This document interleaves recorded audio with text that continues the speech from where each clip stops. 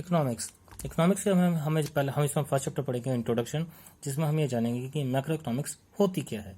तो चलिए स्टार्ट करते हैं चैप्टर 1 इंट्रोडक्शन से। ये हमारा आ गया फर्स्ट चैप्टर इंट्रोडक्शन, जिसमें हम सबसे पहले जानेंगे the meaning of macro economics. Macro economics है क्या। जैसे कि हम 11th में पढ़ चुके हैं कि हमने जान चुके हैं कि माइक्रो इकोनॉमिक्स होती है। The micro economics is a small unit of a economy. तो वैसे ही macro economics is the large unit of a economy, जिसमें यानी हम इकोनॉमी की ऐसी प्रॉब्लम्स के इश्यूज के बारे में पढ़ेंगे या ऐसी प्रॉब्लम्स के बारे में पढ़ेंगे जो कि होल ऑफ द कंट्री होगी या होल ऑफ द वर्ल्ड होगी। तो इसमें हम इकोनॉमी के ऐसे इश्यूज के बारे में पढ़ेंगे जो कि काफी बड़े लेवल पर होती हैं। जैसे इसमें बोला गया the macro economics is the define as that the branch of the economy which study economics issues और the economical problem at the level of an economy is as a whole. यानी हम इसमें जो भी प्रॉब्लम्स पढ़ेंगे वो क्या होंगी, इज अ होल लेवल पर होंगी, यानी पूरी इकोनॉमी के बारे में बात करेंगे, न कि किसी इंडिविजुअल पर्सन के बारे में। जैसे कि employment, unemployment, supply of food chains, ठीक है, एक्सेट्रा। हम इसमें बहुत सारी चीज़ों के बारे में जानेंगे। अब इसमें हम जानेंगे सबसे पहले माइक्रो इकोनॉमिक्स किस तरीके से डिफरेंट है मैक्रो इकोनॉमिक्स से। तो जैसे कि हम 11th में पहले से ही जान चुके हैं, तो माइक्रो इकोनॉमिक्स और इकोनॉमिक्स में क्या डिफरेंस है। तो हम यहाँ पे हमारे डिफरेंसेस के थोड़े से बेसिस हमारे चेंज होंगे। तो पहला बेस जैसे हमारा है base of the study. Study का बेस हम जानते हैं, जैसे micro economics is the problem of scarcity and the choice of the level of individual, household and the form of industry. और वहीं अगर हम बात करते हैं the macro economics the study of the scarcity, also the scarcity and the choice of the level, not a individual is a whole. ठीक है, यानी दोनों के दोनों ही इकोनॉमिक्स हमारी किस पर बेस्ड हो जाती हैं, होती दोनों एक स्टार्टिंग एक ही चीज से, स्कैरसिटी एंड चॉइस की वजह से। लेकिन माइक्रो इकोनॉमिक्स में हम उन प्रॉब्लम्स को देखते हैं जो किसी एक व्यक्ति पर असर डालती हैं, लेकिन मैक्रो इकोनॉमिक्स में हम उन प्रॉब्लम्स के बारे में बात करते हैं जो कि पूरे देश पर असर डालती हैं। वहीं हम बात करेंगे इकोनॉमिक्स वेरिएबल्स की। ठीक है, तो micro economics are used like variables are the consumer demand and the producer supply.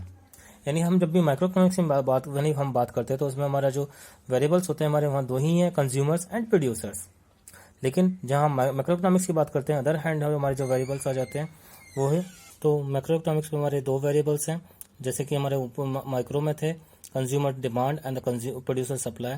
तो यहाँ पे हमारे जो वेरिएबल्स आते हैं वो एग्रीगेट डिमांड आ जाते हैं और एग्रीगेट सप्लाई जाते हैं। तो हम यहाँ पे जो भी एग्रीगेट डिमांड और एग्रीगेट सप्लाई के बारे में बात करेंगे वो ऑल ओवर द इकोनॉमी होगी या ऑल ओवर द कंट्री देखी जाएंगी।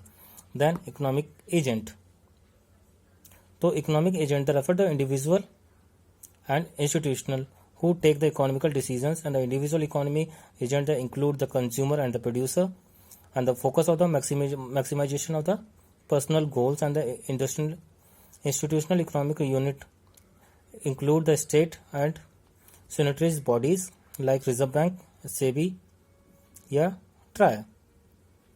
जहाँ हम इकोनॉमिक यानी हम जहाँ माइक्रो इकोनॉमिक्स की बात करते हैं वहाँ पे क्या होता है कि दो तरीके के हमारे क्या एजेंट्स होते हैं, इंडिविजुअल हो सकते हैं या इंस्टीट्यूशंस हो सकते हैं। इंडिविजुअल में क्या होता है कि part of the micro economics, जहाँ पे कि कोई भी कंज्यूमर्स या कोई भी प्रोड्यूसर अपने डिसीजन लेने के लिए सक्षम होते हैं, वो आसानी से ले सकते हैं। लेकिन वहीं माइक्रो इकोनॉमिक्स में क्या होता है कि वो एज ए इंस्टीट्यूशनल होते हैं, वहाँ पे जो भी डिसीजन लिए जाएंगे वो क्या एक इंस्टीट्यूट के थ्रू लिए जाएंगे, चाहे वो गवर्नमेंट हो सकती है वहाँ पे, चाहे रिजर्व बैंक ऑफ इंडिया हो या security exchange board of India हो या telecom regulatory authority of India हो। तो इसमें जो फोकस होता है यानी हमेशा जो इंस्टीट्यूशनल फोकस होता है वो हमेशा सोशल वेलफेयर के लिए होता है, और माइक्रो में जो दिखा जाता है तो पर्सनल लेवल पर देखा जाएगा। ठीक है, degree of aggregations, micro economics के अंदर द लिमिटेड डिग्रीज होती हैं या एक एरिया होता है जिसमें हमारे जो वेरिएबल्स होते हैं टू कंपेयर द मैक्रो। अगर हम मैक्रो के हिसाब से देखेंगे तो हमारा इसमें जो लिमिटेड डिग्रीज जो होती हैं वो लिमिटेशंस होती हैं, और मैक्रो की जो डिग्रीज होती हैं थोड़ी हाई लेवल की होती हैं। Different set of the assumptions, the macro economics and the macro economics are based on the different set assumption. यानी दोनों माइक्रो इकोनॉमिक्स और मैक्रो इकोनॉमिक्स होते हैं दोनों एक दूसरे से अलग कंटेंट्स पे होती हैं, जो वेरिएबल्स होते हैं थोड़े से अलग काम करने वाले होते हैं। They assume the changing in a macro and the similar certains the variables assume in the constant at the macro. ठीक है, मैक्रो में क्या हो सकता है कि वो चेंज भी हो सकते हैं और कांस्टेंट भी हो सकते हैं। The assume the changing in a micro economics. ठीक है, जहाँ हम चेंजिंग की बात करेंगे तो वहाँ माइक्रो होगी, और जहाँ कांस्टेंट की बात करेंगे वहाँ मैक्रो होगी। मैक्रो में कोई भी हमारे जो कंटेंट्स होते हैं, वेरिएबल्स होते हैं, वो जल्दी से वेरिएबल यानी चेंज नहीं होते हैं, मोस्टली स्टेबल रहते हैं। उसके बाद central issues, the allocation of resources is the central issues in micro economics. अगर हम माइक्रो इकोनॉमिक्स में जब भी हम देखते हैं एलोकेशन ऑफ रिसोर्सेज, तो वो क्या होता है, सेंट्रल इशू हो जाते हैं। And determination the all over the level of and employment in the central issues in micro economics. तो जो सेंट्रल इशूज की बात इन्होंने माइक्रो इकोनॉमिक्स में की है, अगर हम एलोकेशन ऑफ रिसोर्सेज की बात करें तो सेंट्रल इशूज में इनको दे दिया गया है, यानी माइक्रो इकोनॉमिक्स में एलोकेशन ऑफ रिसोर्सेज नहीं हो पाता है।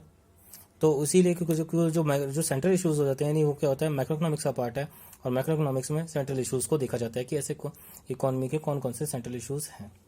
मेथड ऑफ स्टडीज, तो मेथड ऑफ स्टडीज ना micro economics often the described of the general equilibrium analysing. हम इसमें जो यानी इक्विलिब्रियम देखेंगे वो जनरल बेस पर देखते हैं। In the other hand method of the study in the macroeconomics is often described the partitional equilibrium analysis। इसमें हम क्या करते हैं, अपने अकॉर्डिंगली एक इक्विलिब्रियम एनालाइज करते हैं और उसके हिसाब से देखा जाता है। Micro and macro paradox, what is the logical at the micro level may not be the logical eight the macro level. यानी अगर हम माइक्रो में बात करते हैं तो कोई लॉजिकल लेवल पे होता है, लेकिन मैक्रो में हम किसी लॉजिकल लेवल पे नहीं देखते हैं। इसमें हम किसी भी चीज़ को पर्सनल बेस पे नहीं देखा जाता है, इसमें हम किसी चीज़ को लॉजिकल ना देखकर एज पर एनालाइजिंग बेस पे देखा जाता है।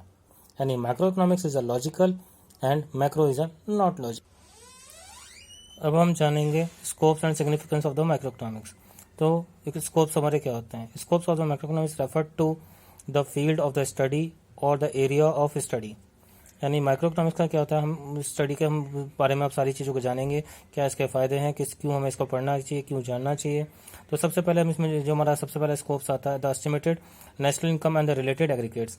हम इसमें ये जानेंगे कि देश की जो आर्थिक व्यवस्था यानी ग्रोथ यानी जीडीपी है, उसको किस तरीके से देखा जाता है और उसके इससे रिलेटेड कौन कौन से एग्रीगेट्स होते हैं, या उसमें कौन कौन सी चीज़ों को देखा जाता है, किन चीज़ों को इंपॉर्टेंट माना जाता है।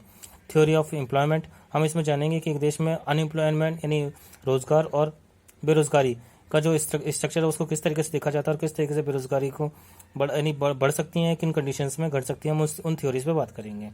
द थ्योरी ऑफ मनी, हम इसमें जानेंगे द क्रिएशन ऑफ मनी को किस तरीके से बढ़ाया जा सकता है, या क्रिएशन ऑफ क्रेडिट यानी उधार को किस तरीके से बढ़ाया जाता है through by the commercial banks and the important components of the micro economics. क्योंकि माइक्रो इकोनॉमिक्स के लिए कॉमर्शियल बैंक्स क्या होते हैं, बहुत इंपॉर्टेंट रोल करते हैं। और दूसरा ही वहीं पे कोई बैंक्स की अगर हम बात करते मनी में बात करते हैं तो central banks is also the important part of the macroeconomics because the regulating the supply of money in our economy। वहीं अगला हमारा जाता है the theory of the general price level, the inflationary and deflationary gap. हम ये देखेंगे कि महंगाई के समय में यानी इन्फ्लेशनरी यानी जिस समय प्राइजेस बहुत ज़्यादा रेट्स यानी बहुत ज़्यादा बढ़ रहे होते हैं उस समय किस तरीके से यानी हम अपने जनरल प्राइजेस को लेके आएंगे। डिफ्लेशनरी जिस समय प्राइजेस बहुत ज़्यादा गिर रहे होते हैं तो यानी तो उस समय किस कंडीशन की किस तरीके से उसको रखा जाएगा। अगला देखा जाएगा द गवर्नमेंट बजट, यानी गवर्नमेंट अपने बजट बनाते समय किन किन बातों का ध्यान रखती है या उससे कौन कौन सी एक्टिविटीज़ को परफॉर्म किया जाता है, हम उसके बारे में बात करेंगे।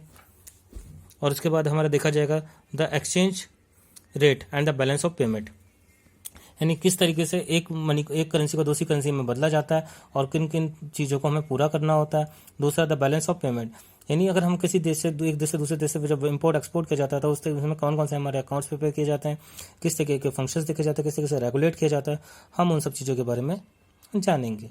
देन अब इसमें हमारा जो आ जाता है सिग्निफिकेंस आ जाते हैं, सिग्निफिकेंस के बारे में हम नेक्स्ट क्लास में पढ़ेंगे।